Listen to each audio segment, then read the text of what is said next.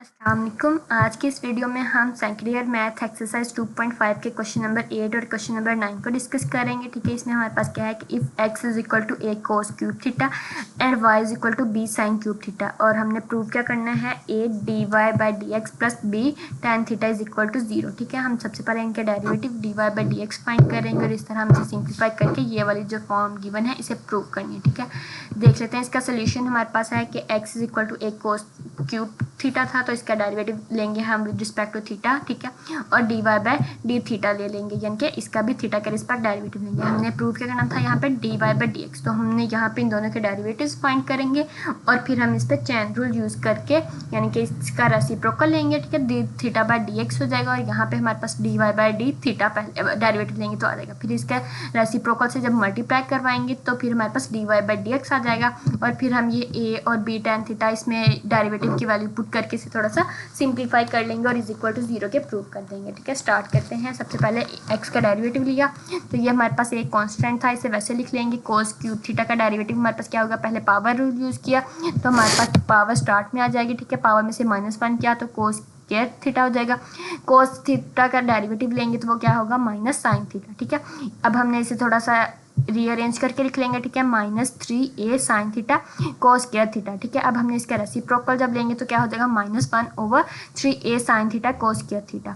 Next हमने क्या था, ये जो y है इसका डेरिवेटिव लेंगे विद रिस्पेक्ट टू थीटा, तो क्या होगा इसका, इस पे भी सेम पहले कांस्टेंट को साइड पे लिख लेंगे। ठीक है, और फिर साइन क्यूब थीटा पे पहले पावर रूल यूज़ करेंगे और फिर एंगल का दोबारा डेरिवेटिव लेंगे और हमारे पास जो इसका आंसर आएगा उसको हम D theta over D x से मल्टीप्लाई करवा देंगे। ये देखें, साइन क्यूब थीटा था तो 3 साइन स्क्वायर थीटा हो गया। साइन थीटा का डेरिवेटिव क्या होगा, कोस थीटा। ठीक है, इससे अब हमने जब मल्टीप्लाई करवाया तो क्या हो जाएगा, 3b sine square theta cos theta, ये वाला आ गया। ठीक है, और जो हमने रेसिप्रोकल ऊपर फाइंड किया था वो क्या था, -1/3a sine theta cos square theta.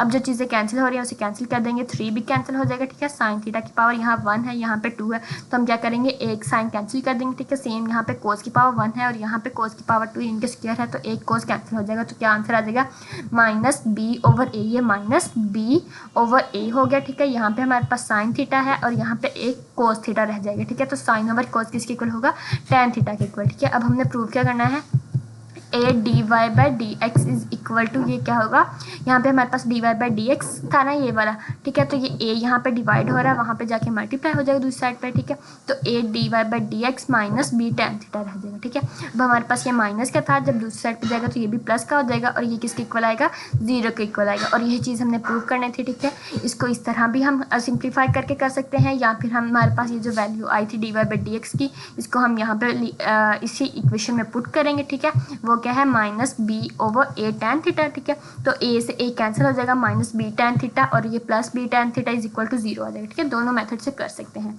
Next question number 9 है हमारे पास, इसका क्या है, if dy by d x, find dy by d x if x is equal to a cos t plus sin t। ठीक है, ये हमारे पास x की वैल्यू है और ये y की वैल्यू है। ठीक है, y का फंक्शन कह लें। ठीक है, तो ये इसका derivative dy by d x find करना है। अब यहाँ पे भी वेरिएबल पैरामीटर t यूज़ हो रहा है, तो हम क्या करेंगे कि इसका डेरिवेटिव t के रिस्पेक्ट ले लेंगे। ठीक है, और इसका भी डेरिवेटिव t के रिस्पेक्ट ले लेंगे और फिर हमने dy by d x find करना है, तो चैन रूल यूज़ करेंगे, dy by D T multiply by D T over D x, इसके रेसिप्रोकल से मल्टीप्लाई करवाएंगे और dy बाई डी एक्स आ जाएगा। ठीक है, सिंपल डेरिवेटिव फाइंड कर लेते हैं। एक कांस्टेंट था वैसे लिख लेंगे। ठीक है, कोस t का derivative with respect to t लेंगे तो क्या होगा, कोस का डेरिवेटिव हमारे पास माइनस साइन होता है। ठीक है, माइनस साइन t हो गया, साइन t का डेरिवेटिव हमारे पास क्या होता है, कोस t है। ठीक है, इधर भी हमें इसी तरह कांस्टेंट को पहले लिख लेंगे, a साइन t का डेरिवेटिव हमारे पास कोस t आ गया माइनस, अब यहाँ पे दो वेरिएबल यूज़ हो रहे हैं यानी कि t और कोस t, दो फंक्शन कह लें। ठीक है, तो हम इस पे प्रोडक्ट रूल यूज़ करेंगे। पहले हमारे पास t वैसे आ जाएगा, कोस t का डेरिवेटिव माइनस साइन t है। ठीक है, फिर प्लस कोस t वैसे लिखेंगे और t का डेरिवेटिव हमारे पास क्या आएगा, 1।